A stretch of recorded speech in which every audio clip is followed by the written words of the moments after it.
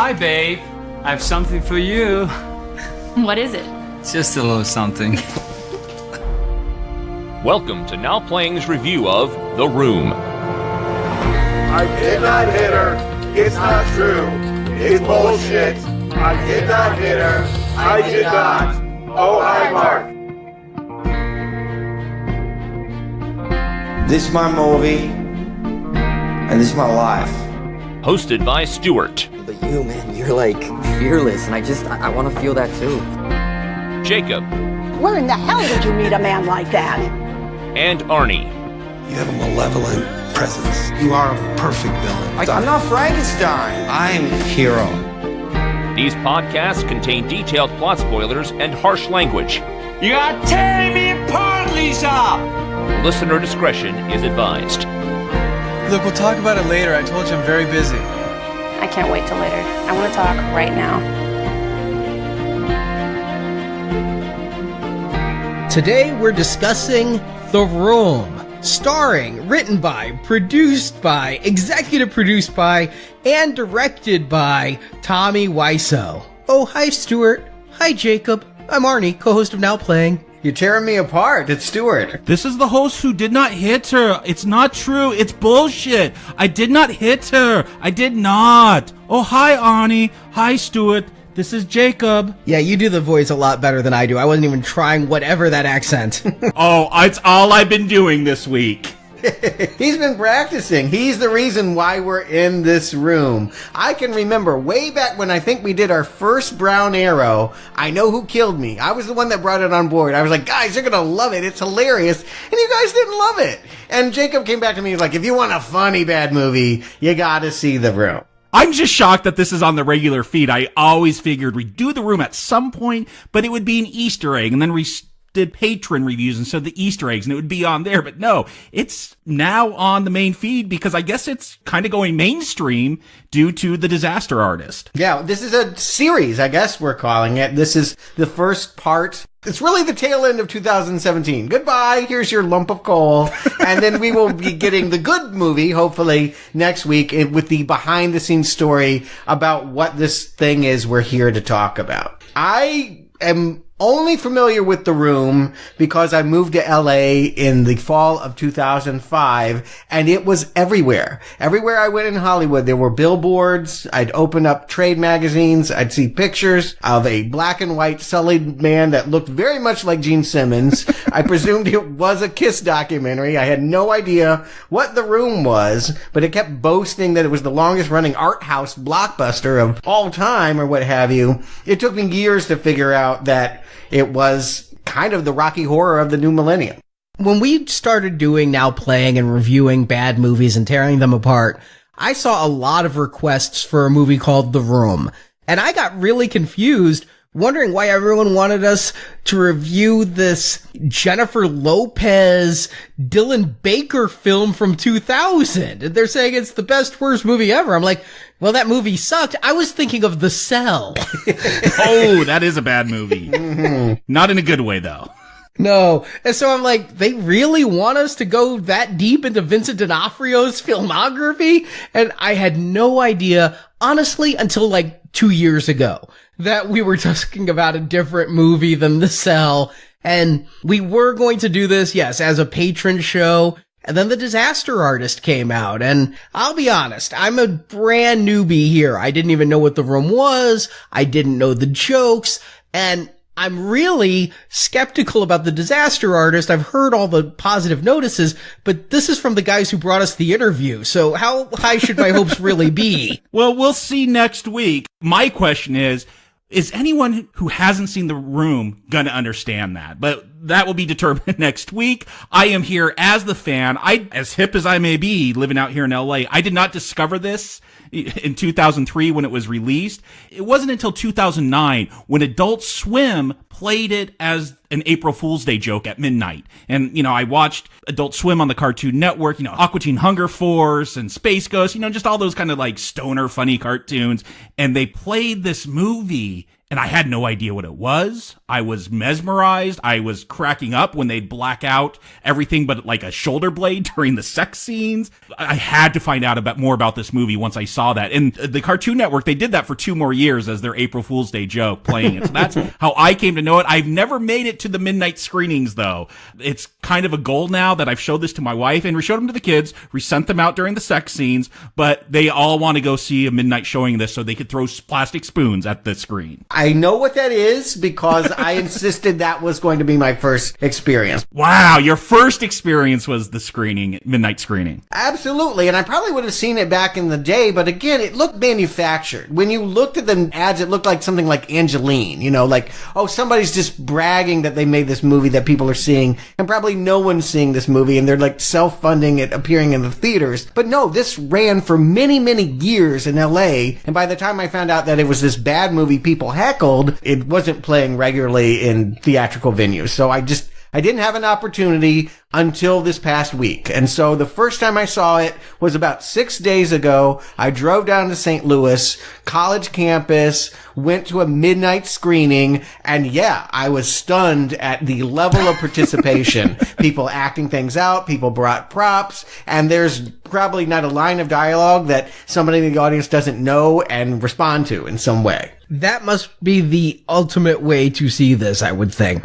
I will go ahead and just say that is the better way to see it. Of the 2 ways I saw it, that's the better way. I later, with a notepad and in a traditional Now Playing way, watched it on my computer to try and understand what I saw, but I wanted to experience the phenomenon before I processed the movie. I will say this, my wife, I've always tried to convince her, I'm like, oh, you gotta see this movie, it's so crazy, and she's like, I don't know, that looks like some weird YouTube thing, because I'd always show her these YouTube clips, and then I think I just showed her enough clips that it finally clicked, where she's like, okay, I'm gonna watch this with you. Something weird is going on. And so we start playing it to watch for Now Playing. And about 15 minutes in, we stopped. I'm like, okay, we need to look up what they do at the midnight screening. So we were yelling along with it. We were getting into it. It took us probably 3 hours to get through that screening just because we'd stop, rewind. She's like, wait, the continuity, what's going on there? And like we'd rewind and try to it's already deconstructed. We were trying to construct what was going on with this thing. But it did take a while to become a phenomenon. Again, it came out in 2003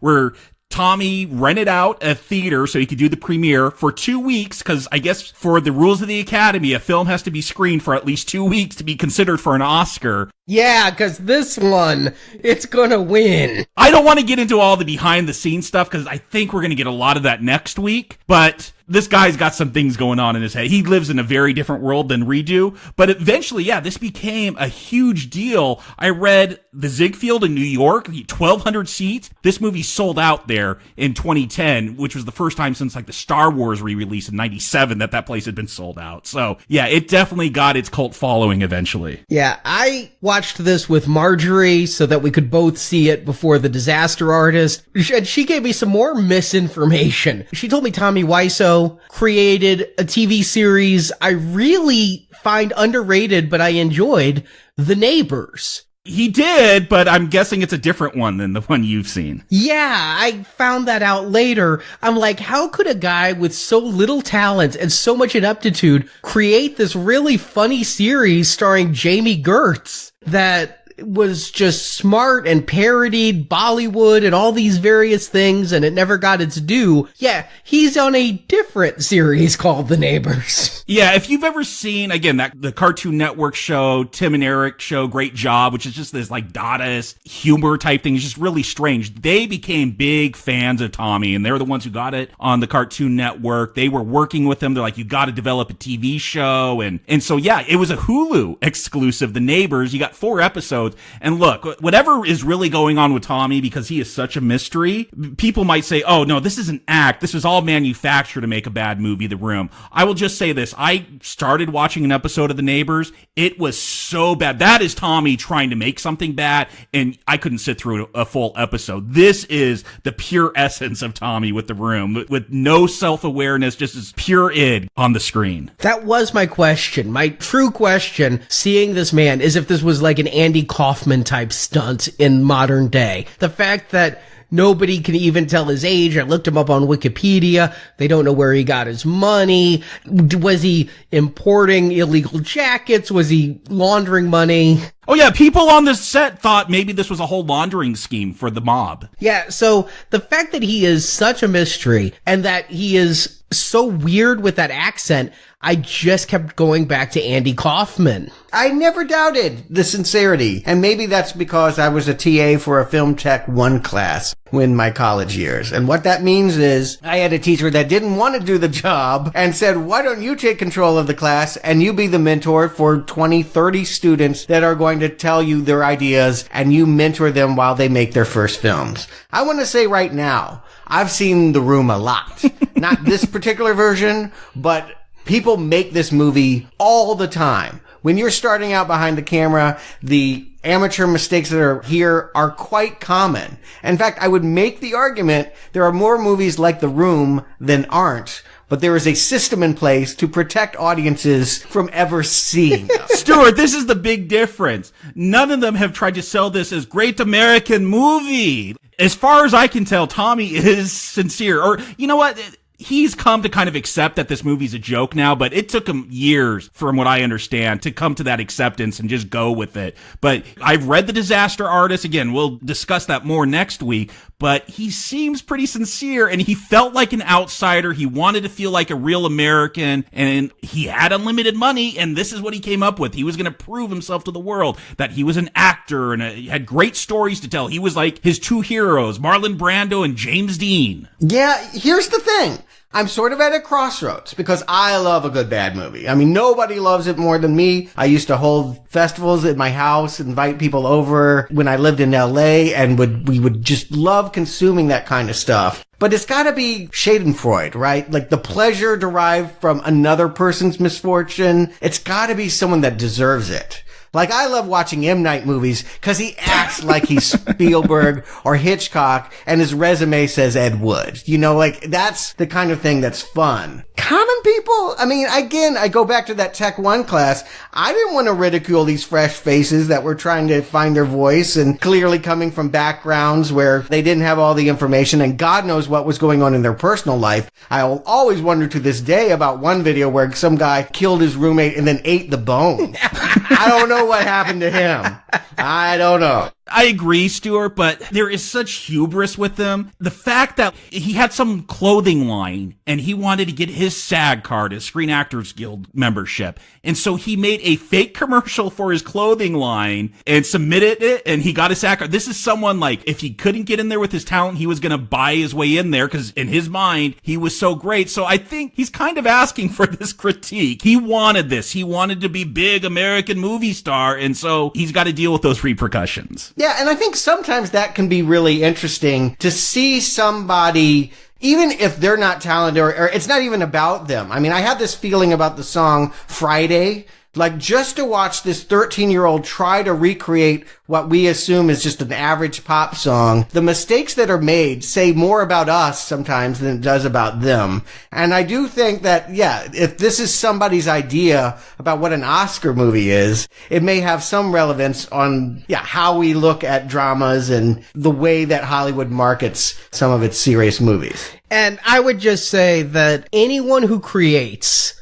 opens themselves up and invites criticism. So I don't care if it's a student film, you always get feedback. I was an English major and I remember writing what I thought was the great American short story. Yeah, I remember giving you some of that feedback. Yeah, I'm talking after you. And so I went to my teacher and I said, "Teacher, give me something." Oh boy, I didn't want that. I also think this is really interesting just from a psychological perspective, seeing this as an outsider of Hollywood and also as an immigrant. Mm-hmm. We can say whatever we want about Tommy. I don't think he's from America. He says New Orleans or France. Like, there's so many questions about where he comes from, but this is a guy who wants to be a real American, and this is how he sees America and masculinity. And so I think just seeing this raw, naked psychology on the screen, I find super interesting. That's what I mean. It says a lot lot about us that he would think that this fits in with what we normally process. I'm pretty sure he's Austrian. He sounded like Arnold to me. According to some Reddit detectives, they're saying Poland. Yeah, I was going to go with that way. A lot of the film students that would come in from where I was at in Chicago, they were Eastern European. Poland is what I started to create an idea because I still don't know much about this movie's creation and look forward to the movie next week, spoiling all those surprises. I'm still protected now to tell my own story about who Tommy Wiseau is. And I feel like, yeah, he's a Polish guy who learned to speak English by watching American sitcoms. And then he came here to create an Oscar bait with his life savings. Bottomless bank account is how it's described in the book, The Disaster Artist. This guy, he has real estate, he has his clothing line. Again, who knows how much of this is true, but this film cost $6 million.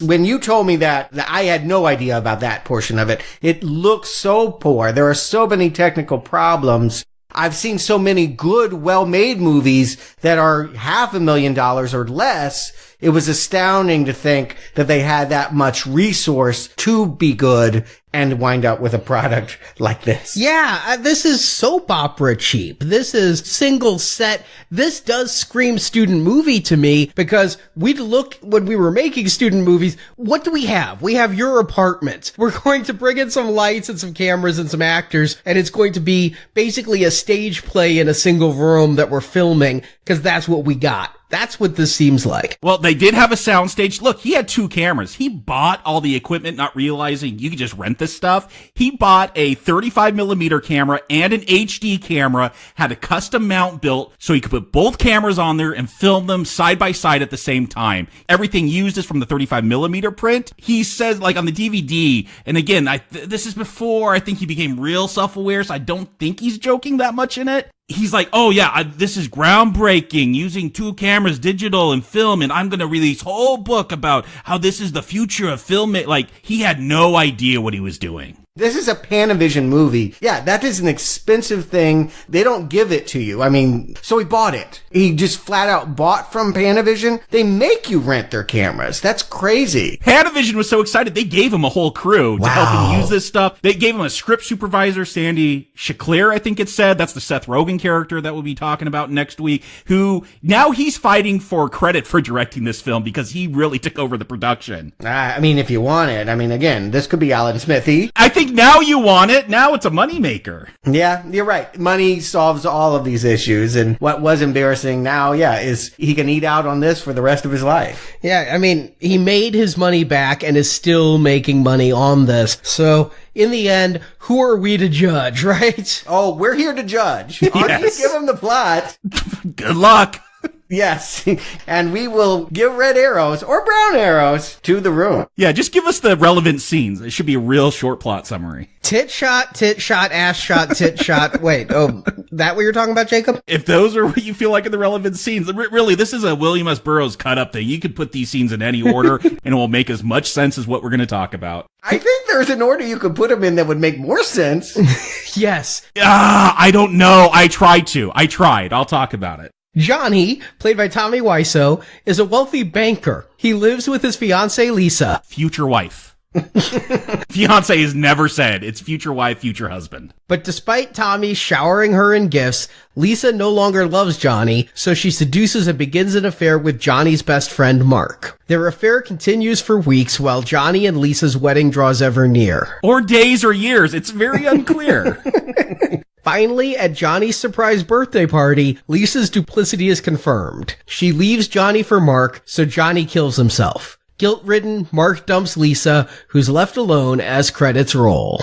Man, you didn't even talk about Denny or Michelle or Mike or Peter. You wanted the plot. I gave you the plot. In fact, I was watching this movie for about 60 or 70 minutes before I turned to Marjorie and I'm like, do you know what the plot is? Yeah. That is the great thing, showing this to someone for the first time. I remember sitting there watching it by myself. I'm like, wait, what happened to Chris R. and the gun and that whole storyline? Well, we didn't mention Chris R. in the plot. There's a reason why. Yeah, I mean, I'm in TA mode again. I can't even evaluate. Normally, I'm like, well, the act breaks are here. It's like there's a code. When you make a movie, everyone understands this is the blueprint. And we're not working off any blueprints. We're out working with someone that didn't even know there were blueprints.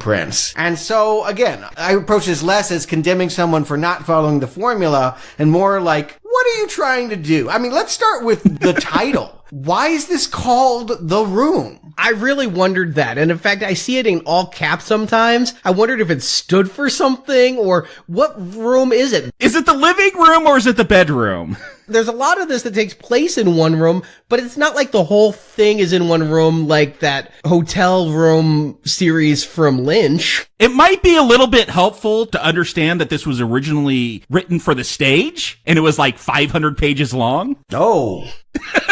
I don't know how versed Wiseau is in other movies, but there was a movie I'm a big fan of, Marlon Brando. If he's a Marlon Brando fan, he and Maria Schneider made this movie called Last Tango in Paris, and it's about two lovers that just decide the rest of the world don't matter, and they confine themselves in a room, and they devolve really into almost primordial characters. Yeah, where I learned butter makes good lube. Yes. Yeah, in the supposed original script that Greg Sestero, who plays Mark, was selling. Again, I read through most of it. I have my doubts if it's actually the real script. But instead of Denny, the neighbor kid, you have Billy, who's Lisa's brother, who, as in the movie, is just a homo. That's Claudette, the mother, does not like him because he's a homo, and he's making jokes about butter because he's a big fan of Brando. I did think of Last Tango in Paris. But when he hired the composer, he told the composer, who teaches at a university, believe it or not, like the guy who did all the music in this, teaches people about music. Well, I mean, it's not to my taste, but at least it's real music. But he's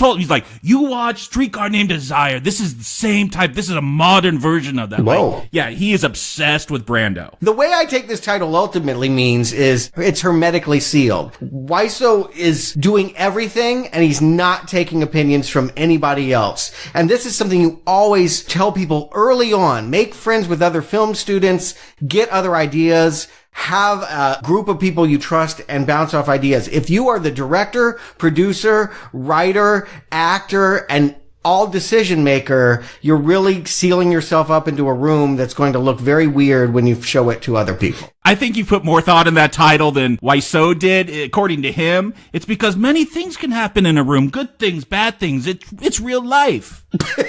Yes, he does have a talent for stating the obvious sometimes. And yes, many things happen in rooms. Yes. In fact, almost everything except when you're outdoors. Yes. Sometimes it happens in a hallway, but too complicated. Make it simple, Arnie. Simplify. And this guy, you said Gene Simmons. To me, he's the son of the crypt keeper with that hair and a gaunt face. I really expected him to go, but instead he's he. His laugh is creepy. I was stunned that there was a makeup artist on this because, again, this is another thing you learn. Skin tones don't look good when you just film them nakedly. You need people to apply makeup. Although at one point he is just covered in rouge. but for the most part, his whole look is very, very startling. And that we were supposed to think of him as an average banker. Anywhere in this world is, again, telling you a lot about how this person sees himself and how disconnected it is from reality. Yeah, he was trying to claim he was like 32, 33 when he was making this. There's no way this guy is in his 30s, probably not in his 40s,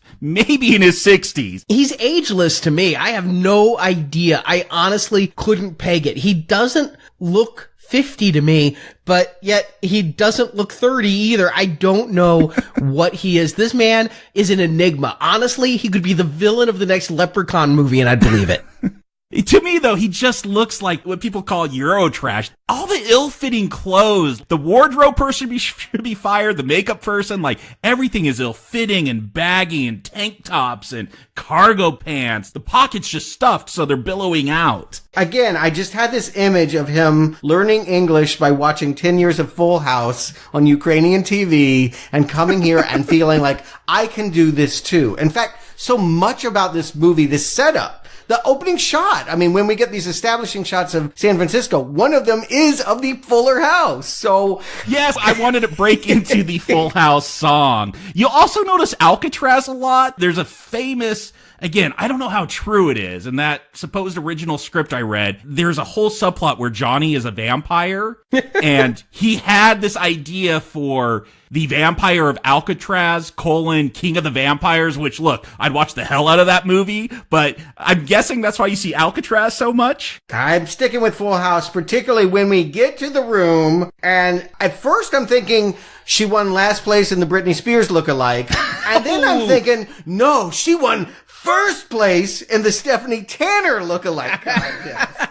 Lisa is a spitting image. I'm trying not to be mean because, look, I want to blame everything on Tommy, but yeah, there's some unfortunate names where Britney's part of that and things about her weight and such come before that. Yeah, she does not have the usual body that we see in someone as naked as she is in this film, is what I'll say. And she also doesn't know how to move her body in ways to accentuate her best features and to make sure things don't fold over on themselves. And again, that comes to, I think, the cinematographer, the director, Tommy Wiseau. I mean, yeah, Greg in the book will blame the wardrobe artist because there are some awful blouses they put her in that just, they're not for her body type. That red dress is wonderful. What are you talking about? You look so sexy, Lisa. Yeah, I mean, again, this is a common mistake. Someone wrote a story and they filmed it and it's supposed to be this beautiful woman that no one can resist, and then something went wrong and the actress didn't show up and you had to cast your sister who's like the wrong age, the wrong everything. Here, you want to know what went wrong? Juliette Daniel, who plays Lisa, she was originally Michelle, another useless character we'll talk about. Okay. Tommy fired everyone.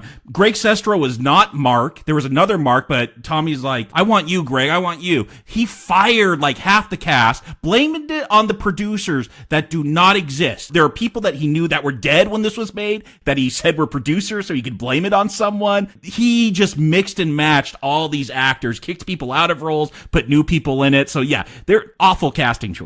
Maybe that's why we'll never see Chris R. again. We'll get to him, but Chris R. is the best actor in this movie. I really thought you guys had tricked me. I mean, we discussed at one point reviewing the superhero porn parodies and decided we weren't going to do porn on Now Playing. And then I watched the first half hour of this and I'm like, I'm watching way too early in the day. Skinamax is supposed to put this on at 11 p.m. What the fuck have you guys got me watching? With my 97-year-old grandmother, I might add. I gotta ask you, Arnie, because this was your first viewing, and I didn't realize this until I really did a deep dive for this movie. How old did you think Denny was? I really jumped around. At first, I was thinking he was a 14-year-old trying to play 12 or 11. Yep. He was one of the oldest actors on the set. Later, they talk about him paying tuition, and so I'm like, wait, is he 19? Can I play this game? Because I felt like he was 30 years old. I felt like he was a really young-looking 30-year-old that was pretending to be a teenager. Yeah, I always thought he was supposed to be like a 12 to 14-year-old until I really got into it for this review, and I realized, no, he is in college, which makes it even weirder because he acts like a 12-year-old with the way he just walks into this house and goes upstairs while Johnny and Lisa are making whoopee with their pillow fight and tries to join them. This is so strange. I want to watch you. Watch them fuck? Yeah, I think so. Denny is my favorite. Denny is a godsend because, again, if you look at this as an episode of Full House, this is that wacky neighbor that, like Monroe or countless sitcoms that walks into an applause, except they don't have that. You just referenced Too Close for Comfort. I just want to point that out. That is like a deep pull, Monroe. But you know what I'm saying? And it's like, oh, usually this is the character that steals the scene because they're so funny and they're out of touch. And what they do is makes the other characters laugh at them. And that's kind of what's staged here. It's like, Denny, come on, give us a break. Except because there's so much sex, it's crazy. What I love is seeing this as someone where English isn't their first language and just getting the idioms wrong. Like, two's great, but three's a crowd. No, it's two's company, three's a crowd. Like, they will do this over and over where just these strange lines. But yeah, Denny, this has had to have worked for him in the past. Like, just walking into people's rooms and saying, hey, can I watch you? Because he is fearless here. The other thing about this movie, and maybe you can answer this, Jacob, but the whole thing feels like I would often see on Skinamax, like a foreign film where they got absolutely the cheapest voiceover actors to dub the lines, because the inflection, the delivery, the lack of lip sync at times makes it so that I feel like this isn't any of their voices and that I'm watching like a French film. It is their voices. I figured it is their voice, but is every single thing looped? I don't know if it's all looped, but what's weird, again, in the DVD extras, when he's doing an interview, like in the middle of the interview, in the middle of an answer, he loops his own voice in it. I'm like, is this a joke? Is he punking me? Or is this real? I don't know. He is Andy Kaufman. I see what you're getting at there, but I just took it to mean that there are times where his accent is so thick that no one can understand it, so they had him go back and try and establish that. The crazy thing is, seeing that they just probably looped almost all his lines, whenever he was on set and had him speak, it took hours because he couldn't remember the words. And he's the guy who wrote the script. So the fact that he could have just said whatever and they could have looped it later, it's many of the blunders throughout this film. I just got so distracted, though, during one of the sex scenes because they're playing with like rose petals and everything. I know what you're going to say. And she rolls over to turn off the light. And I'm like, oh my God, is that a melanoma? Yeah, she looks like she has open legion sores on her back. You know, here's the thing about the sex scenes. And again, what I'm really appreciating about this movie, the extra dimension that it's giving you. Do you want more dimensions in these sex scenes, Stuart? We've seen these sex scenes before and never laughed. You watch any movie from the 80s, some action thing, they always have candles and roses and some bad baby face or Richard Marx love ballad playing over that. This guy saw all those and said, I can do this too. You're seeing a child try to reinterpret what we accept as completely normal, and having it spat back at us, we go, what were we watching? I mean, it's crazy. And I gotta say, this is where you really appreciate the live audience. Because every time they're kissing, the entire audience is going, yes. And I just was confused, like, is he just tit fucking her? I mean, he's like up on the headboard. No, he's not high enough to be titty fucking her, and he's not low enough to be doing her in the vagina. I don't know what he's sticking his dick in. Belly button fucking? I don't know. But, you know, I just, all the cues, you know, all the things that are going to, like, he wakes up and smells a rose beside the bed and shows his ass because that'll be sexy. All of these, honestly, it's not different from the instincts of Michael Bay. I mean, when Michael Bay wants to show you America, he has a mother put an apple pie on a windowsill. I mean, the difference is the level of sophistication and the technical achievement. I mean, this guy doesn't know how to work the camera and he doesn't know where the story's going, but his instincts are pure spot on as far as what this kind of rudimentary storytelling is. As they say, the devil is in the details, or whatever weird saying Tommy would phrase it as. But yeah, I'm looking at the unsexiest sex scene ever, probably, and I'm just looking at this room, this bedroom. I'm like, this is not a bedroom people live in. There are like gothic candlesticks and these sheer curtains coming down, and where's like the underwear on the floor and can of soda sitting on a dresser? Like, no one lives in this room. No, but again, I'm comparing this to Skinamax for the first half hour, and you never see that stuff in one of those either. I'm later going to decide he'd be better off without Lisa, not only because she's a cheating, conniving bitch, but she has the worst decorating taste on earth if she thinks taking sheer sheets from Bed Bath & Beyond and putting them on the ceiling is making this Cleopatra-like bed. And they're going to show us two sex scenes in very short succession that I think might be the same sex scene because... Oh, no, it is. It is the same shots. And Juliet Daniels said, who played Lisa, she was horrified that in the final cut that the sex scenes were so long. She's like, they're never this long unless it is a Skinamax type movie. And that he used all the footage, and he used it twice! Yeah, because he brings roses home before the second sex scene, and yet, in the first sex scene, he's dropping rose petals everywhere. I'm like, wait, and the position looked the same. There are shots that are exactly the same. They reused footage. I thought so, but maybe he's just a bad lay. And again, this movie, the way it's constructed, there are so many times where they talk about a surprise birthday party, and then I think it's already happened. There's a wedding and they're engaged, and then I think we actually see them dressed in tuxes and go, and then they're waiting for the wedding. Yeah. She decorates for the party, and then it's undecorated. I wonder if the editor either didn't read the script or there was no script, or maybe they just were trying to sabotage this movie, but they could help this movie very easily with just a few minor cuts. You talk about The Room being about isolation. Tommy wanted full control. He fought with the crew, fired the crew at one point, had to get a second crew. There was a script. No one ever saw it except him and Greg. He wouldn't show anyone the full script. He'd just say, here's your pages for the day. Because people have asked these actors, did you know how bad this was? They're like, no, we just knew what we were shooting that day, and we didn't know how it was all going to come together. When they got to the editing room,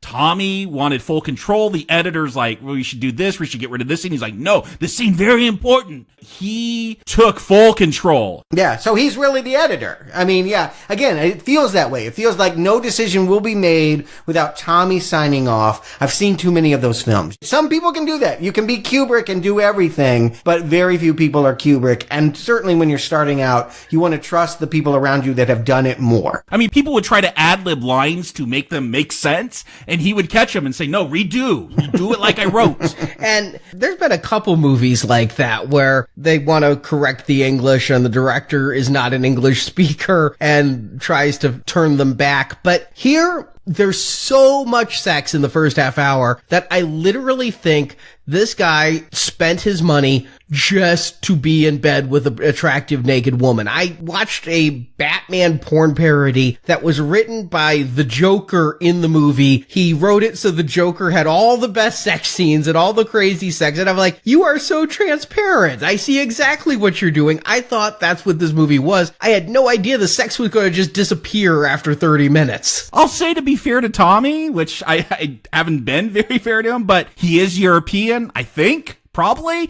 And that's a European thing, just to have the sex scenes. And again, from the book, that's kind of the perspective they had. Just, oh, it's just a European thing. And he knew he wanted these sex scenes because that's how European films are. Yeah. And I think that he was selling himself. Oh, that's why the ass shot is there. Yeah, I mean, I think that you could say that he wanted to be in bed with her, but I think the opposite. He wants to show everyone, hey, I'm really cut, and here's my ass. I see a man that is trying to tell Hollywood, give me the Oscar. I'm going to bear all in this. I'm going to go to all emotional extremes, and I am going to, kill myself and show myself and do everything to win that award, which is what we do. Usually the Oscar goes to the performance that is the biggest, that goes to the most emotional extreme, and this is what he's trying to replicate here. This is his Oscar bid. Except that here, there's no emotion from the actors. That's the problem, is every line is being delivered in such a flat manner that I'm not quite sure what I'm even supposed to feel. I mean, Juliet was just off the bus from Texas, her first role. A lot of people, this was their first thing ever.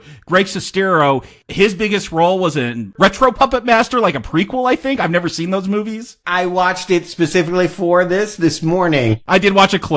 Here's the thing about Puppet Master is it's kind of tedious. He's not any worse than the rest of the movie. I would say that he actually seems like he could be an actor that could play the dude or the surfer guy in sitcoms, and he's got those soap opera looks to Yeah. me. It's like, this is standard Hollywood. Yeah, I can see why this guy thinks he could be an actor. He's better than the rest of this cast. He could go on to do marginal work. And did, apparently, Retro Puppet Master, if you call that. And I do. That's work. He got paid for that. That's a movie you can rent. He had a glamorized cameo in Patch Adams. But yeah, he is the object of obsession. We will eventually learn through a garbled means involving the mother character that Lisa is not happy. She looked pretty happy in bed, but no. Okay, I was going to ask you guys that because you're new to this. Does that opening scene where she's getting the dress and she's letting her hair down, which I crack up at because it barely reaches her shoulders, there's nothing to let down, but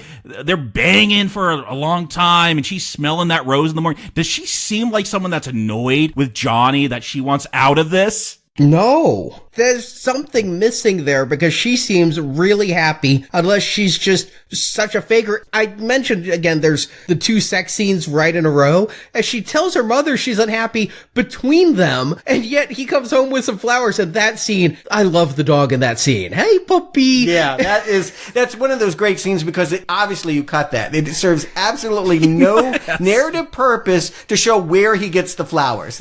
No one was asking that question. It's continuity, Stuart. If he just came home with flowers, I'd have questions. Yeah. Look, a lot of the places they actually shot in San Francisco, like there's going to be a coffee shop, supposedly like he owns those places. He's the landlord. And again, going to this myth that he's like this great land baron in San Francisco and this is where his money comes from. So I don't know. Maybe he's just trying to promote his different businesses. Perhaps, but I love the floors that she didn't recognize him. I mean, Johnny, you're my favorite customer. She must be blind. I mean, you can see this guy coming from a country mile. I mean, he sticks out in a crowd and he's showing up every day to buy a dozen roses so he can spread it over the mattress at night. Yeah, again, by this point, I really was enjoying the movie. I was starting to laugh. At first, you just kind of watch it cockeyed. You're like, I don't know what I'm seeing here other than I know that it's unprofessional. I don't know how to process it. But once we get into the quote unquote plot, which is that Lisa is a two-timer, that's when the laughs really are starting to come. Yeah, it's so bizarre because Lisa, you're like, she seems like she really loves Johnny, but now she's calling Mark to come over tomorrow at noon, but I think he's wearing the same clothes. I don't know if a day has passed. There are so many establishing shots in this movie, yet they establish nothing. I have no idea what the timeline is for this. But Mark comes over and he seems totally clueless that he's being seduced, even though Lisa's like, ooh, it's getting hot in here. Let me take off my little mini coat. Yeah, a child could interpret these cues where she's pouring drinks and running her hand over his shoulder. I mean, the candles, the music, that's not playing. Yeah.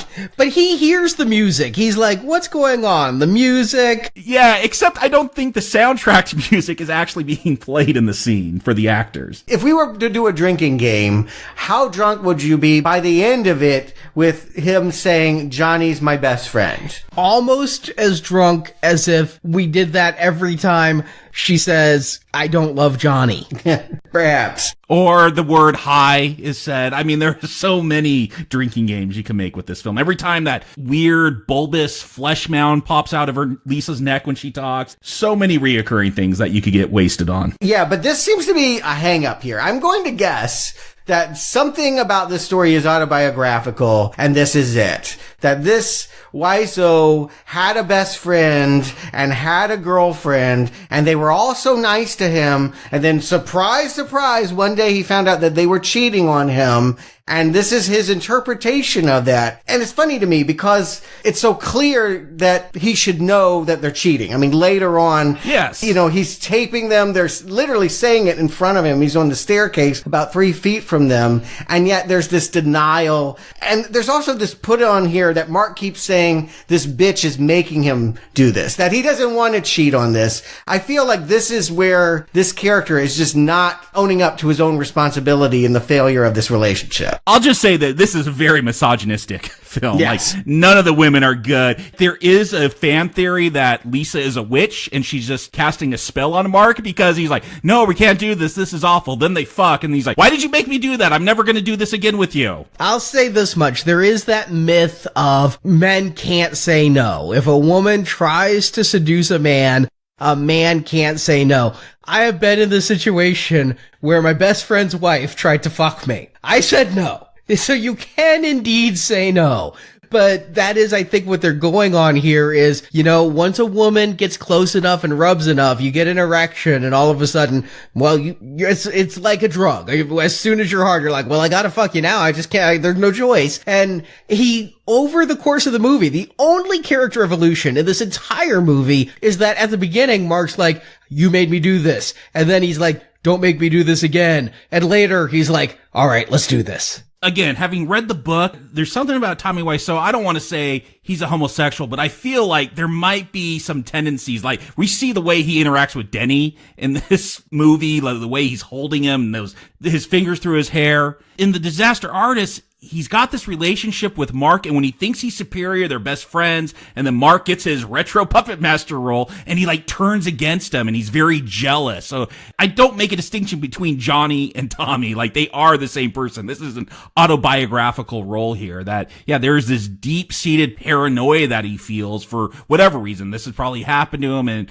whatever other hang-ups he may have. And again, the need to blame the woman. Both Mark and Johnny are going to ultimately put it on. And she's terrible. I mean, believe me, the way she's portrayed, it's just laughable that this is his conception of someone that he could be so in love with. It's just ridiculous. And another character I absolutely love is Claudette, the mom that will roll in periodically, sort of on Johnny's side, and yet is also supposed to represent the bitchiness that inspired Lisa to begin with. Yeah, I'm trying to understand Claudette's character because she's like, oh, just marry Johnny. He's good for you. You can't get a real job. Yeah. You can't support yourself. I'm like, damn, Mom, that is harsh. I was really confused because she says he's going to buy you a house. And so I think this is all taking place at Lisa's house and Johnny's coming over from Johnny's house. And then later I think they live together. And again, there's so much of this movie that confuses me, and I'm trying to suss it out. I truthfully feel like this is the best, fuck Murder on the Orient Express. This is the best mystery film I've seen in a long time as you try to figure out who did what to who, where, and with what. Yeah, no, as I've been doing this deep dive, I'm like, oh wait, this is starting to make sense. I could see the intention behind this scene. And then I'll watch it again. I'm like, oh wait, that totally discount. Like, I don't know if there's answers here, but it is a great enigma. I hate to say it, but Lisa kind of reminds me when I took my first corporate job. Like, I had to answer phones, and so I was always like nice, like on the phone. I'm like, oh, let me help you. I'll answer all your questions. And then because I was at work and I felt like you had to hate work, I'd always hang up the phone and just ridicule that person for hours on end. That's kind of what she does. It's like every time Johnny leaves the room, she will just say he's horrible. And then every time he shows up, she genuinely seems like she's grateful for having all of the blame. That is the problem, that it genuinely feels like she loves him. This because there is no acting involved in this movie. If this was an actor that can act, you would get that there's this sarcasm to her affection towards Johnny. I'll almost go with her in this far. I have known certain women, including my best friend's ex-wife, who thrive on drama.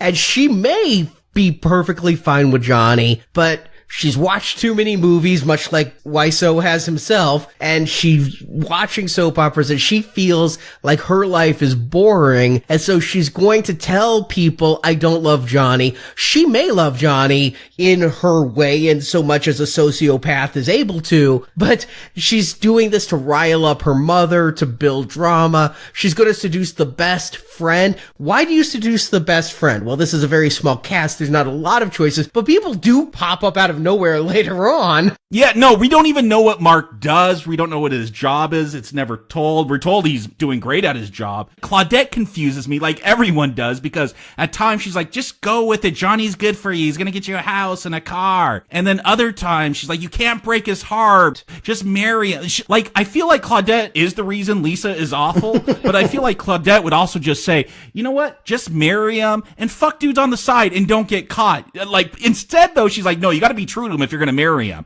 It's so confusing. I get the impression she's husband hopped, that she has worked her way up the social ladder through marriage, and that she wants her daughter to do the same. Yeah, that was one of the funnier line shout-outs, is that she says at one point, I know men, and someone went, because you were one. I mean, we don't know her past, but she does seem to have some calculation there. And again, you just love watching this character who, it's, again, the sitcom thing. There's always the hen-pecking mother-in-law that walks into an applause line and tells our poor main characters what they can and can't do, and is kind of funny and lovable, but at the same time causing all those problems. I'm seeing all of these tropes, but done by someone that doesn't, and English is a second language. Sometimes you don't get humor. Sometimes you don't get the joke. And that's what this feels like. Someone that didn't get the joke trying to tell it in a language he's not entirely certain of. Can you explain to me her breast cancer?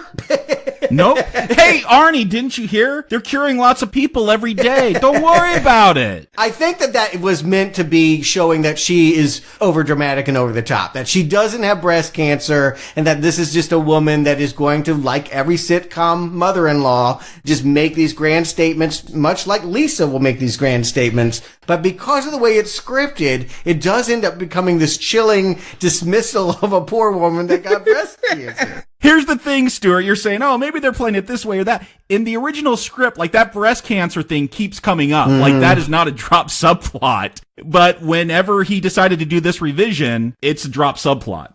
Tone. Sometimes you don't. Because life doesn't have a tone, 1 minute you could be in a comedy and the next minute you're in a tragedy. You sound like Tommy right now. Life very complicated. Thank you. I feel like I'm getting in his wavelength then. I mean, again, I think I know this guy. I think I've instructed this guy. I've seen this guy's films many times. And so, yeah, they think, well, because this happened to me and that happened to me, I can smash them together and it will make sense in a movie format. And so often you learn that you have to guide that. You have to shape what life doesn't. And you have to create that experience for people, for them to follow the characters. Otherwise, it feels like madness, which this is by this point. When we have a subplot about Denny and the drug dealer, I mean, it's off the rails and we'll never find them again. What the hell? This is the best scene in the movie, although by the same token, I'm really distracted. I had to watch one of the bonus features because everything on that roof seemed so surreal, and yet because this is a lower budget film, I figure it's a practical location. I'm like,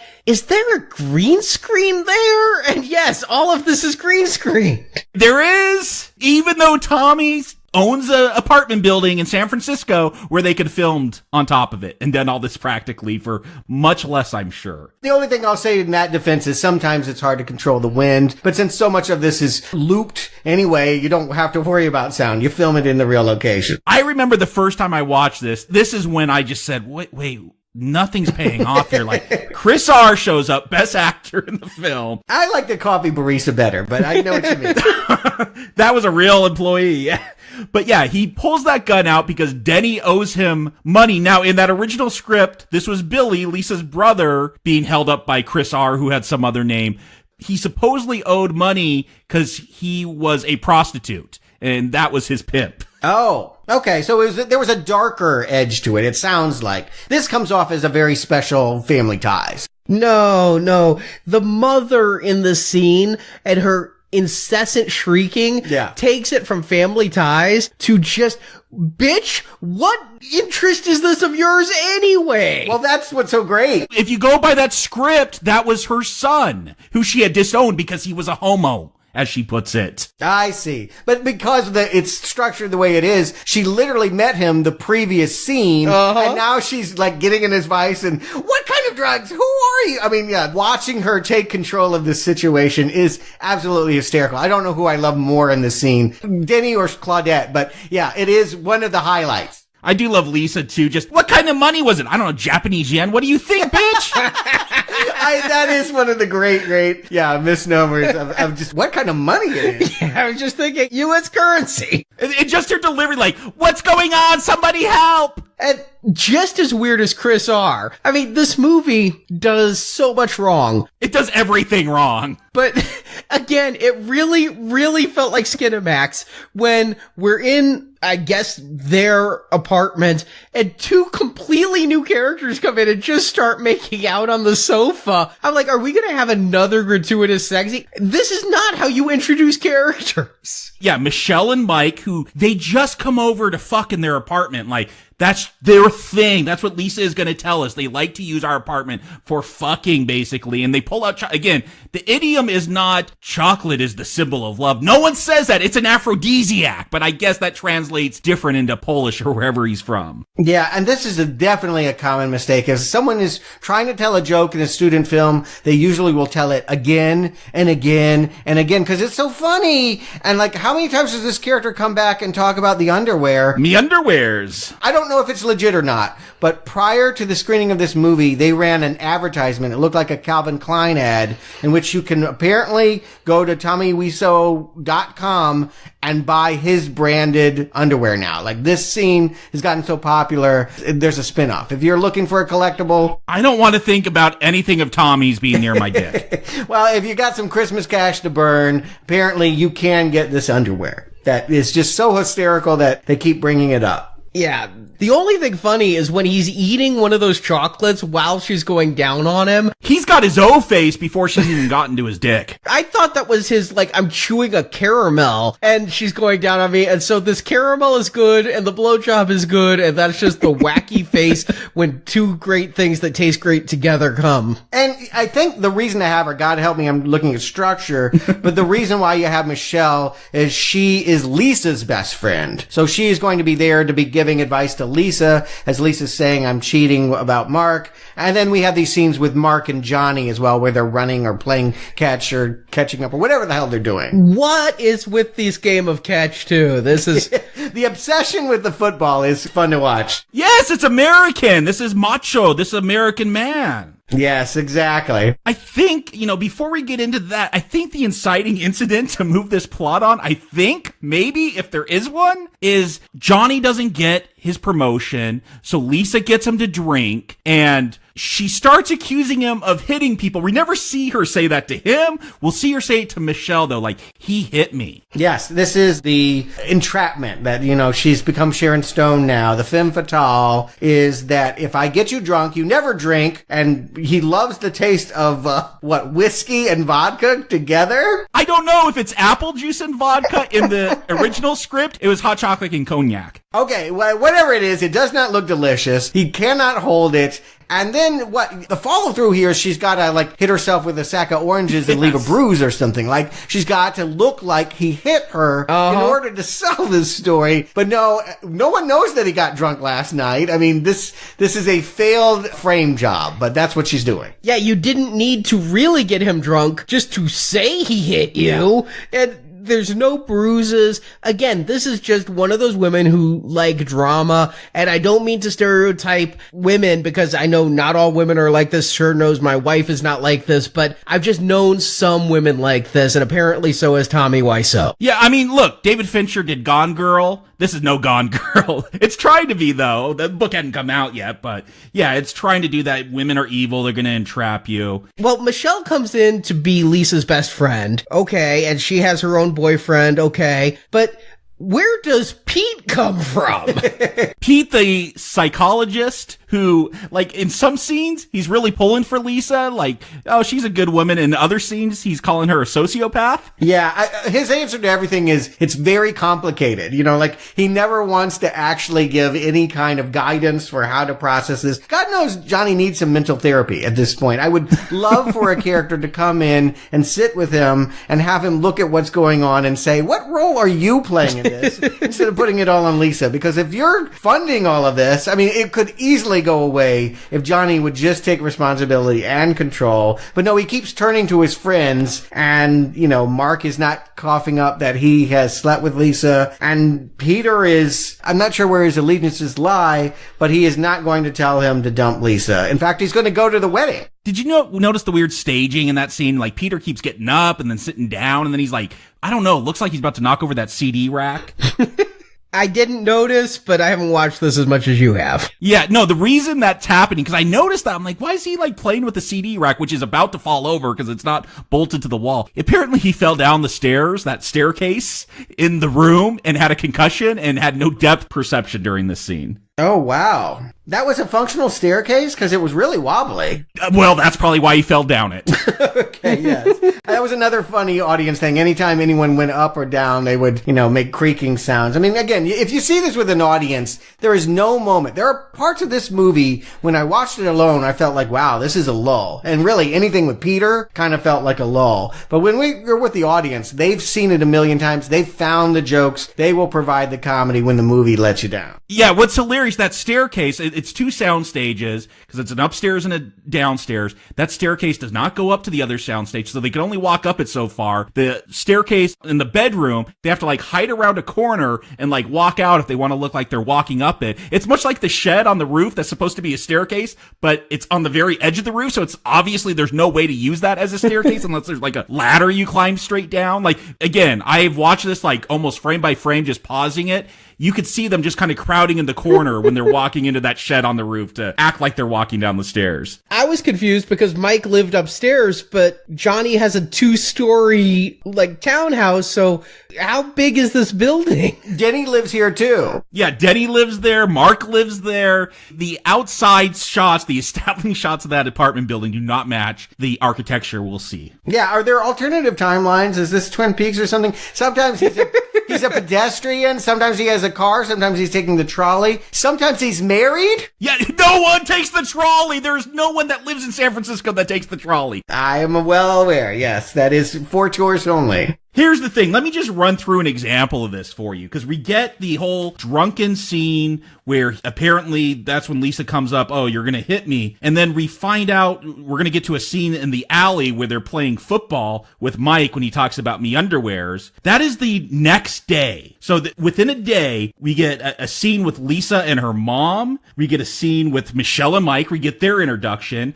which is also when Denny walks in to ask for some sugar and butter and flour. Yeah, I think he's making pot brownies. Yeah. Because he's either selling or using drugs. I'm not sure. Maybe both. We get another scene with Claudette and Lisa when they're coming back from somewhere, I guess meeting with that client that Lisa has for her non-existent job. Then we get a rooftop scene with Chris R. And then Mark, he's talking to Lisa on the phone. Then we get another rooftop scene with Mark and Johnny, where Johnny says he didn't hit her. And then he talks to Denny. And then there's another living room scene with Michelle and Lisa, and where Lisa tells Michelle she got hit. And then Johnny, tell me your secret. All of that happened in a day, and there are 5 costume changes with all those characters. This is either David Lynch Twin Peaks. Again, it's something weird going on. Well, as much as Lisa appears to be screwing people, maybe that's why she changes clothes, although I didn't notice her changing clothes. I really got confused, though, because we talk about the football. They keep talking about how Lisa needs to break it off with Johnny because they're going to get married in a month. And it's getting closer. It's brought up by the mother. It's brought up by Michelle. Then we see all the guys in tuxes, and I'm like, well, shit, the wedding's here. The most ill-fitting tuxes, that needs to be pointed out. They even have an insert shot of a church. I mean, they are establishing that a month has passed, and it's now time for them to walk down the aisle. No, except Denny says they're going to just get wedding pictures taken. I guess... I don't know, people dress up and just get pictures taken before their wedding? Not before, because, a lot of people still believe it's bad luck to see the bride in her dress. No, maybe just the men are, because Lisa said she hasn't even got her dress. She tells that to Denny. Most people are also renting tuxes for their wedding. They're not buying tuxes, and so you get the photos in the same day as the wedding, because that's the day you have that tux. But they decide to go out and play football in the tuxes. Except Peter, who's a chicken. Cheap, cheap, cheap, cheap, cheap, cheap, cheap. But who wants to play football in a tux? That is not... Denny, because he wants to play football always. He wants to play it on the roof by himself. I'm like, how fun is that? He wants to play with his own ball. And then Pete falls over. I'm like, oh my God, drama. He tore the tux, and what's he gonna do for the wedding? His tux is fine. He fell over nothing. But again, you shouldn't be running in those shoes. You're probably just gonna fall trying that. I mean, listen to the music cue. That is the sitcom moment. Burr, burr, burr, burr. And then the next scene, we're seeing Lisa, and she's sweeping for the party. I'm staring at her hand and going with Marjorie, is that a wedding ring? Did we cut past the wedding? Are they married now? There is a ring on that finger. I guess it's an engagement ring. She might have just kept pushing it off, because at one point they're together 5 years. At another point they've been together 7 years. So again, maybe 2 years have passed. We've seen multiple preparations for surprise birthdays. Who knows? Yes. The editor could have helped this movie greatly. Or rather, if the editor had been allowed to help this movie, we wouldn't have nearly the fun that we do laughing at all of this stuff. I mean, yeah, it is so easy to fix some of these problems. Some of them are baked in the cake. You can't fix what's here and make it a good film, but some of this, to clarify, easily done. And they're just, the fact that they're still in here is a testament that, yes, this is a man that believes everything that he wrote should remain, and everything that he thinks is funny, ha ha ha, or ultimately tragic, and, tear your hair out, you're tearing me apart, Lisa. A James Dean line that straight stole it. Again, funny in that the original script, he wrote it wrong, and he loves James Dean. He put, "You're taking me apart, Lisa." Ah, yes, that's Rebel Without a Cause. Yeah, I think you could fix some of this stuff with editing. You could probably fix the timeline, maybe. I mean, the fact that Lisa says the party's tonight, and then we're going to get a establishing shot of night, and then the next morning, and she's still sweeping. But there are... Stuart, maybe you could provide more insight. I don't know if you could fix some of the continuity problems. Like when Lisa is having a glass of wine with Michelle, that continuity is all over the place. You'll see the glass sitting down on a shelf, and then they'll cut to a front shot of Lisa, and she's holding it right up to her lips. It is a mess. Yeah, script supervisor, that never gets right. Your first films, yes, I actually did. I remember specifically one time messing up a table and being like, do I tell them? No, you don't. You let them come back and film, and just that will be a problem for them to figure out in the editing room, because you don't want to expose yourself as the guy that messed up their shot.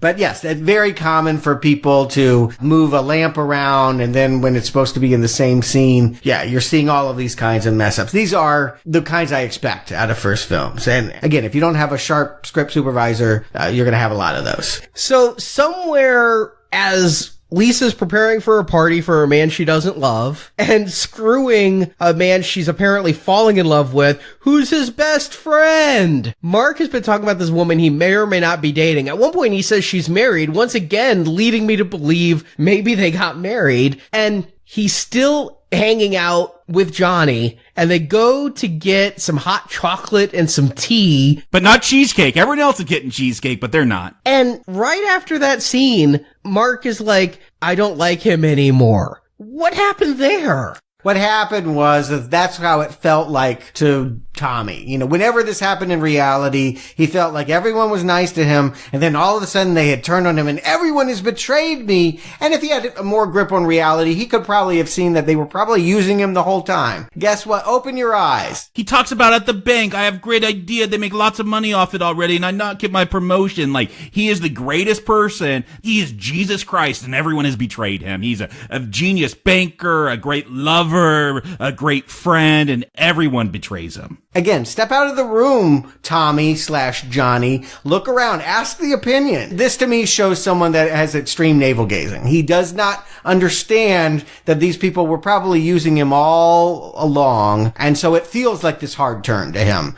1 minute you were nice to me, now you don't like me anymore. And so I'll have to kill myself. Oh, God. How many student films did I see that build to this climax? Only, did they at least follow Chekhov's rule of putting the gun in the first act? Because where the fuck did a gun come from? I always thought, until I did this deep dive, I always assumed that was Chris R's gun. That they took that, for whatever reason, Johnny held on to it, and this was the gun he was going to use at the end. As I get into the behind-the-scenes stuff, originally that Chris R scene was in the alleyway, and then Tommy's like, no, we got to shoot it on the roof. It's going to be much more dramatic, where you could have the gun fall down to the ground from the building. So I'm like, wait, so that's not supposed to be the same gun. That is a different gun. I mean, yes, at this point, we're long past putting those things together. What I love, my favorite detail as we approach the party and we finally get to this climax that they've been building to, is that a character whose name I never get is the one that gets all the applause lines. There's a guy credited as Steven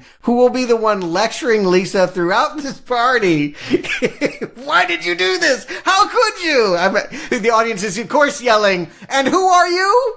He is such a bad actor. I love the way his eyes get all wide when he's trying to deliver these dramatic lines. He's supposed to be Peter. The actor who played Peter, he's like, this is how much time I have to be on the set, and Tommy did not get to all of his scenes soon enough. And he's like, sorry, I got another gig to get to. I don't know why they don't use Mike, me underwear's guy. They bring in someone totally different. Yes. Yeah. Someone we've seen before. This is a really simple rule. You cannot introduce a character that has not hung out with any of these people at the very last minute to get all high and mighty and tell them what to do. What about the rule of, this is essentially all one scene, this party. Sure, they're going to go outside and go up on the roof and that. Do you need 5 establishing shots during this party? I counted them because I couldn't believe they kept cutting to the scenes of San Francisco during this, the landmarks of San Francisco throughout. Maybe that's because of coverage and they didn't have the right footage, but I don't know. That movie has so many problems already. I don't know what they get out of, we know you're in San Francisco. And at this point, Lisa just wants to be caught, right? I mean, the fact that she's going to tell everyone, hey, everyone, let's go outside. And then stays inside with Mark. I mean, can you imagine the looks on their faces as they're standing outside the doorway, waiting for her to come out? Yeah. You feel like, okay, so Lisa's finally just going to leave Johnny. But we go to the rooftop where they had to reconstruct the set because they had destroyed it because they thought they were done with the rooftop. And then Tommy Wiseau is like, oh no, I want to do this new scene I just write. And to announce that, hey, everybody, we're expecting. Like, really? That's something you announce at your surprise birthday? And then Lisa's like, I don't know, we're probably going to have a baby eventually. I'm like, I thought you were breaking up with the dude. Yeah, even Johnny is going to be able to realize, it's been 18 months, Lisa. When is our baby? I don't know if he's smart enough to figure that out. I don't know either. He's not smart enough to have checked the tape beforehand. He audio recorded this weeks ago. I mean, he's heard for his own ears confirmation that Lisa has been having sex with his best friend Mark. I have to ask you, Stuart, did they do the Mission Impossible theme song while he's setting up that tape recorder? I heard that's what you're supposed to hum as he slowly walks across the room, makes this tape recorder device that would never work in a million years, and like slowly walks back. No, they didn't do that. I felt like some people were trying out new material. There were some things that everyone was saying, and sometimes somebody would run with it. And again, it's the kind of thing you could see multiple times and I think catch new details. I didn't hear Mission Impossible. And I thought that tape recorder wasn't recording the actual house. It's only hooked up to one phone, but somehow records Lisa when she's upstairs. Well, if it's hooked up to a phone, it could record anything on the phone line, I would go so far as to presume. It even records things she didn't say when she was on the phone. Yes! Yes, when they play the tape back, it's a different take. It's amazing how that works. Magical. Recorded her thoughts, perhaps. He's going to have a rage flashback and trash the apartment, and he is so lethargic. He is barely, like, those apples just could barely flick his wrist to knock him off. My favorite is the dresser, where he's got to pull a couple of the drawers out so it's light enough for him to push over, because he's got no energy at this point. I actually really enjoyed when he pulls the sheets off the bed and then decides, I'm tired, I'm going to lay on the mattress now. Yeah, and then he's going to fuck the dress. I'll admit, the first time I was going through this midnight show, I had drank a lot of soda to keep awake. I was eyeing the door. I needed to go to the bathroom really bad. And the laughs had waned. I will say the second half of this movie is not nearly as funny as the first half. It's really catching on how crazy this is going to be at first that really grabbed me. And at this point, I just wanted to go. I knew I was going to watch it again, but this is a very protracted death scene, as they always are. Film students, please, whatever you do, when you make your film about breaking up with your girlfriend or boyfriend, come up with a different conclusion than I have to kill myself and they will be destroyed by it. I mean, even Kevin Smith, his original ending for Clerks it wasn't a suicide, but it was a death scene. He was talked out of that. Like, nah, that's a cop-out. Why do you gotta kill people at the end to try to make it deep? Yes. Because when you're young and you're a young filmmaker, and you had your breakup, you can't imagine life without it. And then once you live past that point and realize you don't usually grab guns, it seems incredibly juvenile. Yeah, and he's way too old for this shit, and you shoot her, honestly. This is the proper ending, is maybe Johnny goes to jail or something, but you shoot her out of the rage. Tommy got this idea, and I don't think they'll go much detail in the movie about this. I'll talk about it now. Tommy saw the talented Mr. Ripley, which is, Matt Damon character it's been a while since I've seen it, but like has a thing for Jude Law and trying to get the girl out of there and ends up killing him.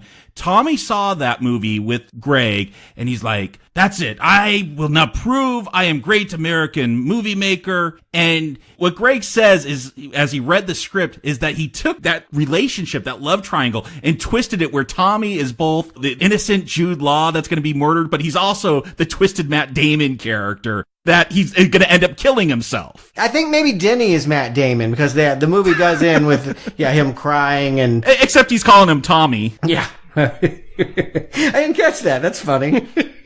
Again, it's not enough that I die in this way, and it's not enough that they come back. Flora is just covered in blood. It's like, is he dead? I mean, yes, he is dead. Yes, that I crack up every time that Lisa's like, again, I don't know. Okay, maybe it's traumatic that this person you spent so much of your life with 5 or 7 years is dead, but she is really broken up over it. Well, yeah, I mean, she's broken up over everything. Denny taking drugs. Until she goes to Mark and says, well, now we can be together. And of course, Mark is like, you bitch, you've ruined everything. Yeah, again, this is the fantasy you play in your own head, right? I'm going to kill myself and it's going to hurt them so bad. You'd think that this is a tragedy, but because they play this moment so much, I'm like, no, this is the fantasy. The girl that broke my heart, I'm going to hurt her so bad by killing myself, and she's not going to end up with the guy that she wanted, that she chose over me. Actually, he didn't hurt her. He hurt him, his best friend. Yeah. So she was perfectly fine because she is a sociopath in this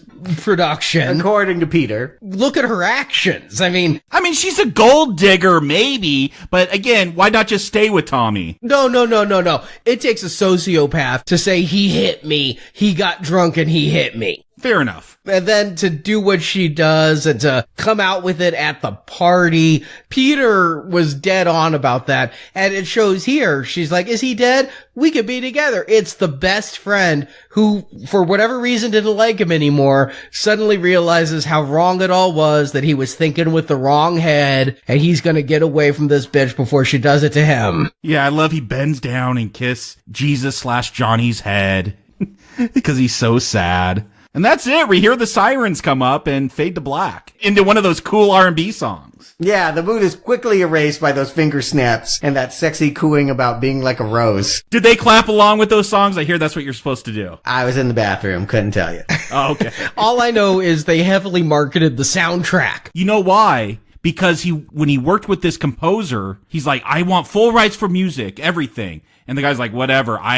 this is crap. Here, take it all. I don't want the rights to it. I don't want publishing any of that. So, if you know the way film works with editing software, he just ripped the soundtrack file straight to a CD, and they had not been mastered. So sometimes it's really loud and then it gets quiet because there's talking. He did not even out the levels. It's just straight ripped from the editing software. Wow. All right, let's not prolong this. Jakob, Stuart, do you want to stay in the room? Jakob. Oh yeah, this is a movie that I will be always coming back to. I sat down and when I was showing it with I call her my future wife now, because how can you not after seeing this film? But I was watching this with my wife, and literally it took us at least 3 hours to get through, because we were almost going through it frame by frame, because there is so much going on. And that is I think the joy with a really bad film. I don't ever feel a lull through this. I feel like there is something always crazy, always something to laugh at. And I also find that this, again, raw, naked psychology of Tommy Wiseau just being thrown up on the screen is really interesting. Again, this outsider view of Hollywood, of movie making, of America. It's not just that it's a crazy movie. It is the story behind it, which we're going to talk more about next week. But you got to watch this film first, and then you got to go and dig into the story, because it's crazier than you would ever believe unless you had seen The Room. So yeah, this is awful. This is not a movie. This is sheer insanity. But the brownest of brown arrows, yeah, I highly recommend The Room. Stuart. Yeah, there's two things I look for when I'm watching a bad movie. Does it have enough bad to sustain it through its running time? I'm going to say definitely yes. There is a lot that's terrible here, although I am going to argue there is a lull. I do feel like after the hour mark, I'm kind of over this movie, and there's another 40 minutes that it starts to feel claustrophobic. I'm ready to get out of the room before the room lets me go. I would definitely recommend visiting Denny before you go, get some pot, get some alcohol. I guess Beta Breakers is just too crazy for you, like Peter. Yeah, Peter, once Peter shows up, I'm less into the movie. And also, I need to feel like the target deserves it. In many cases, it's because the star, I feel like, is showing hubris, and Halle Berry won an Oscar and she made Catwoman. Get her. I mean, that's fun. But when it's unknowns, again, I think about those Tech One people. I don't want to ridicule them. I want to help them get better. The thing is, Wiseau is really interesting. I can't wait for the movie next week to tell me more about him. But yes, the glimmers of the man behind this project, yeah, it's kind of like watching an Ed Wood movie. You're like, this guy has got a story, and I want to know that story. And I think that story will be deepened when we get to the Disaster Artist. But if I never did, I definitely would tell anyone that enjoys watching bad movies, or anyone anyone that ever wants to learn filmmaking. Take the Tech 1 class and just show them all the mistakes you can make and assure them you could never make a film as bad as The Room. I think this is a great educational tool. Like, if you could sit here and understand what's wrong, then, yeah, you understand movie rules, more or less. Yeah. I'm going to give it a brown arrow as well. And that is the big thing you said, Stuart, is you mentioned I Know Who Killed Me. And that movie had me laughing for 15 or 20 minutes. And it was, a 90, 100-minute movie. The Piano Teacher. It's funny all the way through. And this one, though, I'm so perplexed, but I was so riveted. Now, I'm not going to lie. I was also bored as hell because I said before, I watch all these movies in one sitting, but my God, was I clock watching just because the movie has no rhythm.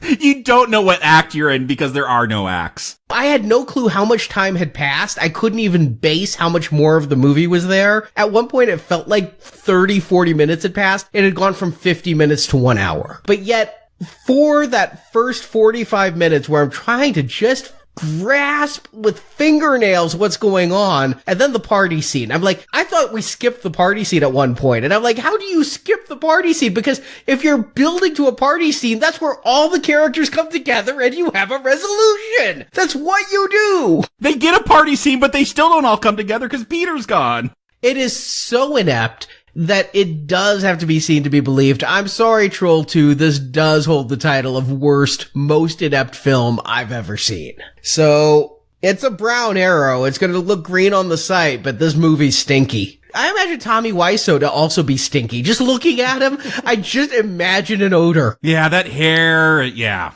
Yeah, I can't wait to learn about him, and that is the joy of the movie next week, is that we get to put this all in context. I mean, to watch it the way that I did, I still don't know. I don't think even you, Jacob, reading the book, know where all of this came from. I mean, Tommy has said that The Disaster Artist, the book, is only about 40% true. I kind of got that feeling. Like, there are times where I'm like, okay, Greg Sestero is writing this way after the fact. Whenever he talks about certain scenes being filmed, it's all the ones everybody loves. And I just don't know if you'd have that kind of foresight if you're writing this soon after it had happened. Yeah, I don't know that it was just his character that was smoking doobies. Yeah. Yeah, I'm looking forward to next week just because of the buzz and because I want to know more about Tommy Wiseau. I don't know if I'd be better off reading the book. Seth Rogen is just a toxic personality to me anymore. I don't recall the last time I've liked anything he's even come close to touching. So, Sausage Party? I couldn't finish it. Oh, wow. It was pretty bad. I'm surprised. That seems like it was made for you. I thought so too, which is why I tried it, and 20 minutes in, I'm like, this is not good. I think the last time I liked him was 40-Year-Old Virgin. So I'm scared once I found out that it wasn't just James Franco starring, but it was Franco and Rogen were the creative impetus for the film. Yeah, come on, after the interview. Yeah, a movie I saw because I thought it was supposed to be the cultural touchstone. It was to support America and show that North Korea couldn't tell us what to do, and it wasn't great. We should have listened to North Korea. Seriously, North Korea was right in that one. Franco is as probably interesting as Wiseau in my mind. He is certainly the only actor I can think of that has the kind of personality that Nick Cage did in his heyday. It's, you never know what you're going to get with him, and you never know how far he's going to take it. But yeah, Wiseau and Franco together, that's something I got to see. And I guess Wiseau's in it as well. So it's not going to be the scathing thing you hope it to be, I would imagine. Funny would be great. Illuminating would be better. All right. Well, listeners, we will be back next week reviewing The Disaster Artist. In the meantime, before the new year, a real doozy, a treat we like to call Hellraiser Revelation. If you think The Room was cool, just wait for that. Yeah, which one's more unprofessional? Oh, wow. I know which one I'd rather watch again. I'm torn. Revelations is shorter by a lot. So, but is it as entertaining? Find out this Friday as we bring our Hellraiser retrospective to a close. If you haven't gotten in, now is the perfect time. You'll get all 5 Phantasm reviews and all 9 Hellraiser reviews in one bundle. And then, starting next week, we finish off the donation drive with Jeepers Creepers. Yeah, 3 of those films, and then we have confirmation. Going beyond that, maybe it'll take us a couple weeks. We're also going to cover the new Day of the Dead movie. So it just doesn't stop. What? There's a new one? Uh-huh. Bloodline. And not Hellraiser Bloodline. This is a Day of the Dead with Bloodline. Yeah, we'll have a competition as to which Bloodline is better. And yeah, didn't intend it, but we're going to have a winter donation drive or a mini donation drive as we re-release all of our Living Dead podcasts from the vault. So, who knew? It'll also be available through Podbean, and anyone who donated previously for our Romero Living Dead series and the remakes will be getting this Day of the Dead. So we'll be back with the Disaster Artist, but don't worry about it. I still love you.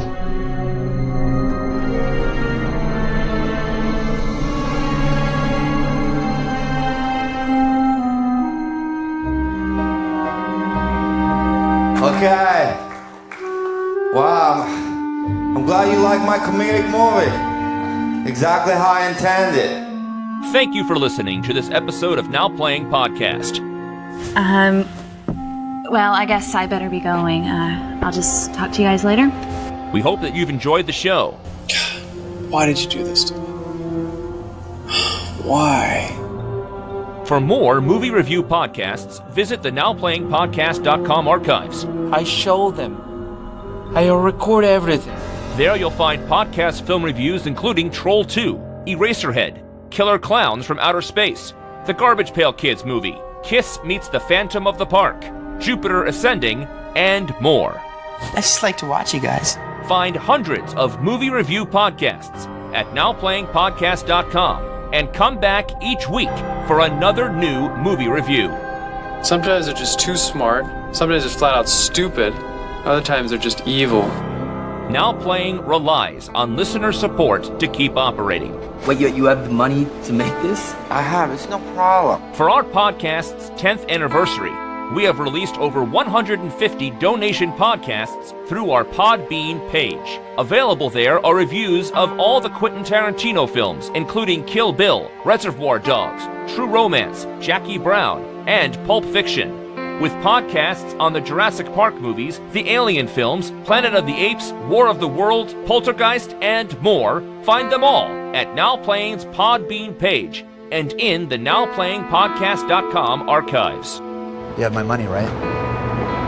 Yeah, it's coming. It'll be here in a few minutes. What do you mean it's coming, Denny?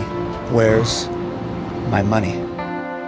You can join our Podbean crowdfunding campaign to help our show grow. Backers of $10 or more will receive exclusive bonus podcast reviews, including Lord of Illusions, Lego Batman, Hook, Monster Trucks, The Warriors, and Coherence. A link to our patron page is at nowplayingpodcast.com/donate. Isn't it fabulous? Anything for my princess. Also at nowplayingpodcast.com/book. You can order Now Playing's film review collection, Underrated Movies We Recommend. This book has 125 reviews about films you probably haven't seen, but you should. So I come back to get it, and I pretend that I need a book. I'm like looking for my book. Want to take part in the discussion? Join the Now Playing hosts at our forums, where you and other listeners can give your thoughts on this movie review. Yeah, I'll let you know how it is, Babyface. Maybe you can join me someday. Maybe I will. The link to our forums is at nowplayingpodcast.com. Well, sure, I can come, but I don't know if I'll bring anybody. You can also help out Now Playing by leaving us a 5-star review on iTunes. A link to Now Playing's iTunes listing can be found at nowplayingpodcast.com. Hi, doggy. You're my favorite customer. Thanks a lot. Bye. Bye-bye. Now Playing is produced by Arnie Carvalho. Welcome to my planet, Greg. Now Playing is edited by Heath and Arnie. If you think I'm tired today, wait till you see me tomorrow. Now Playing credit narration by Brock. I'm glad you're listening to your mother. Nobody else listens to me. You're probably right about that, Mom. The film discussed in this podcast and all audio clips and music used are the property of their respective copyright holders, and no infringement is intended. This podcast has not been prepared, approved, or licensed by any entity that created or produced the film analyzed herein. Now Playing Podcast is an independent movie review podcast with no affiliation with any company involved in the publishing, creating, or distribution of that film series. Tell me everything. You have no idea what kind of trouble you're in here, do you? The opinions expressed on Now Playing are those of the individual hosts and may not reflect the opinion of Venganza Media Incorporated. You're right. I know, I am right. Don't worry about those fuckers. You're a good man. Drink and let's have some fun. Now Playing Podcast is a Venganza Media production, copyright 2017, all rights reserved, and no part of this show may be reproduced, repurposed, or redistributed without the written permission of Venganza Media Incorporated. Why? Why is this happening to me? Why? It's over. God, forgive me.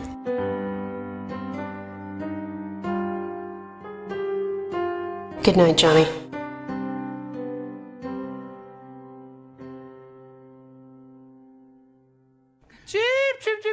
Johnny, played by Tommy Wiseau, is a wealthy employee of an IT company. No, he's a banker. No, he's an IT guy. No, she's an IT guy. She's at home with computers. She apparently has no job, but she also talks about clients and computers. Trust me, he's a banker. I know. I wish I had that face.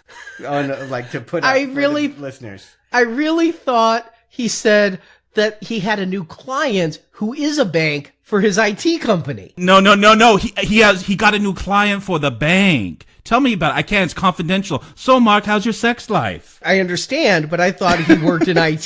She's the one that talks about computers. I know. Which, again, is that code for something? Like, are you working on computers, or are you advertising yourself on computers? Okay.